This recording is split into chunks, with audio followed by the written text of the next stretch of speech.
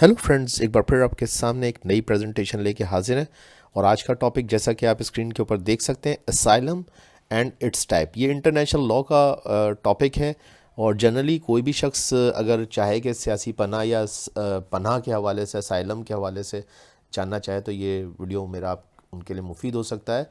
मैं हूं Mohammad Naufal Safan, belongs to sir नौफल्स academy. और अगर आपको मेरा वीडियो पसंद आ रहा है तो प्लीज़ लाइक, सब्सक्राइब, शेयर ज़रूर कीजिएगा। चलते हैं टॉपिक की तरफ। मैंने ये टॉपिक जो उठाया उसकी वजह ये है कि CSS का पेपर इंटरनेशनल लॉ का 2022 का, उसमें ये सवाल आया territorial asylum and extra territorial asylum. इस पे शॉर्ट नोट लिखें। इसके अलावा भी साल 2020, साल 2017 में भी ये सवाल रिपीट हो चुका है CSS के अंदर। और साल 2008 का मैंने ये सवाल जो है खुसूसन लिया है, जिसमें उसने डिटेल में पूछा है कि differentiate between territorial and extraterritorial asylum, under which circumstances an embassy or consulate can offer asylum to fugitive offender of the territorial state। तो ये सारा का सारा हम टॉपिक देखेंगे।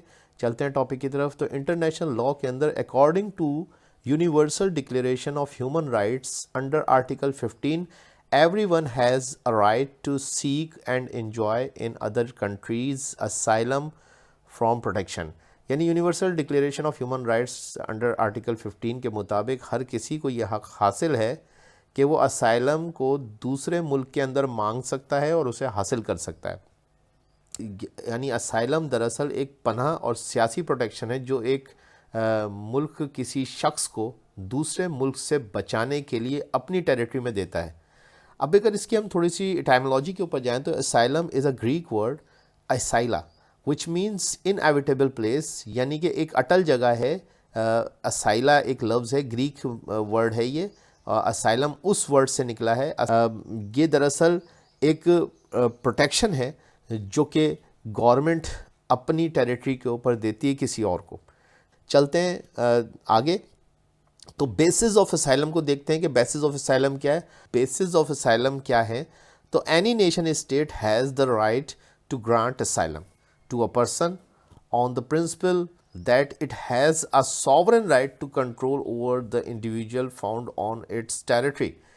तो ये उस हर इस नेशन स्टेट का ये राइट है कि वो जिसको चाहे वो इजाज़त दे कि वो उस मुल्क उसके मुल्क के अंदर रहे, और जिसको चाहे वो मना कर सकता है कि वो उसके मुल्क में ना रहे। तो ये किसी भी नेशन स्टेट का जो है राइट। और इसी बेसिस पे ये असाइलम का जो लॉ है वो डेवलप हुआ कि असाइलम किसी शख्स को कोई मुल्क दे सकता है। ठीक है जी, आगे चलते हैं। असाइलम के दो एलिमेंट हैं, यानी कि दो चीज़ें असाइलम में मिलती हैं।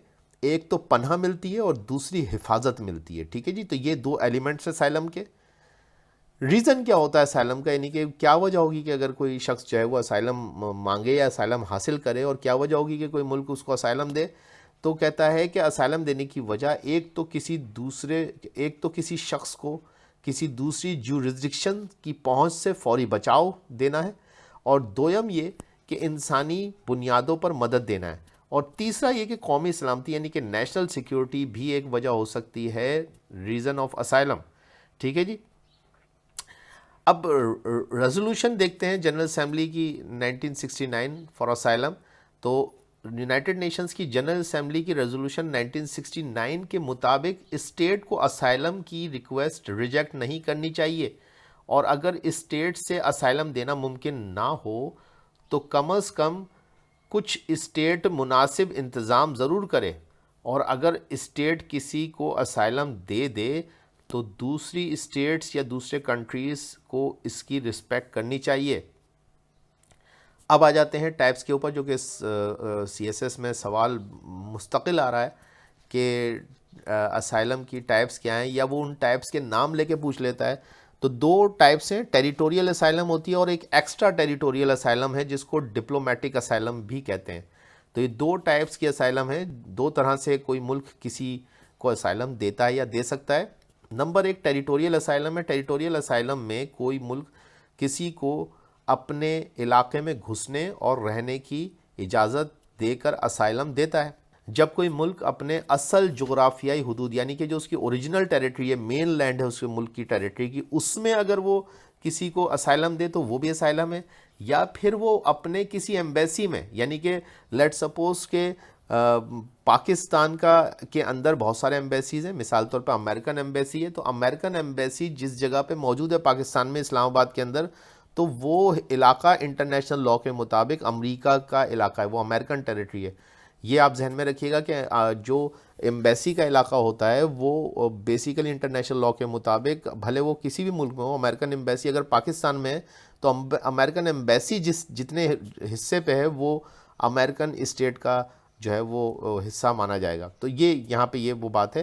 تو میں پھر سے پڑھتا ہوں کہ یا تو جغرافیائی حدود کے اندر ملک اسائلم دیتا ہے, یا کسی ایمبیسی یا کسی کونسولیٹ کے اندر, یا پھر وار شپ کے اوپر بھی پناہ دے سکتا ہے. تو یہ سارے کے سارے ایکسٹرا ٹیریٹوریل اسائلم ہوں گے. یعنی کہ جغرافیائی حدود میں دیتے ہیں تو وہ تو اوریجنل اسائلم جس کو آپ فرسٹ ٹائپ آف اسائلم کہہ رہے ہیں, اور دوسری ٹائپ آف اسائلم جس کو ہم ڈپلومیٹک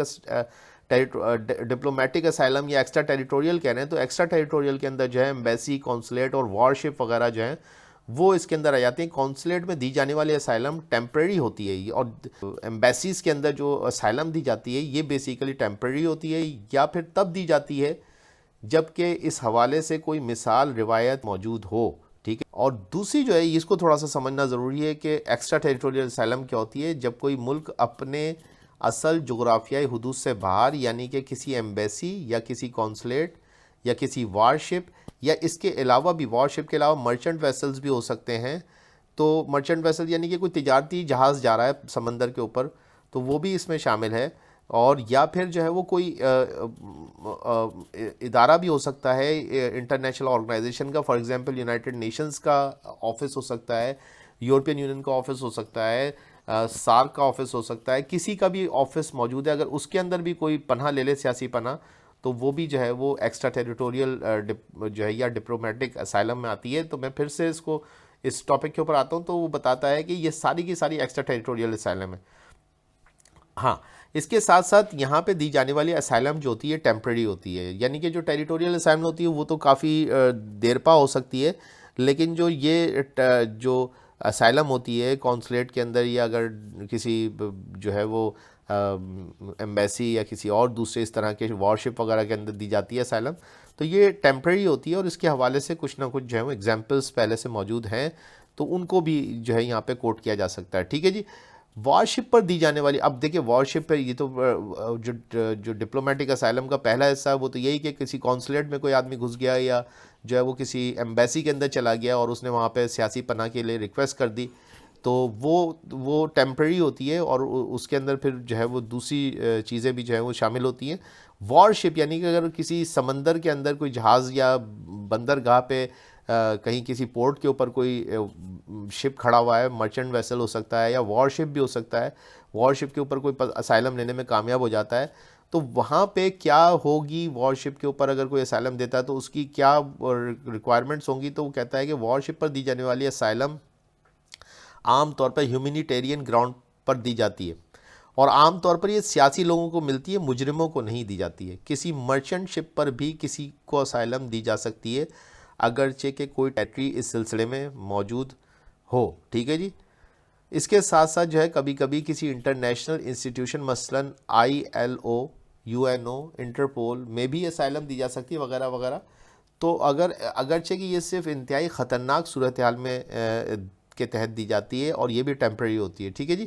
تو یہ ساری کی ساری جو ہے میں نے اسائلم کی آپ کو تشریح دی. آئی ہوپ کہ آپ کے لیے کلاس بینیفیشیل ہوگی. Thank you very much.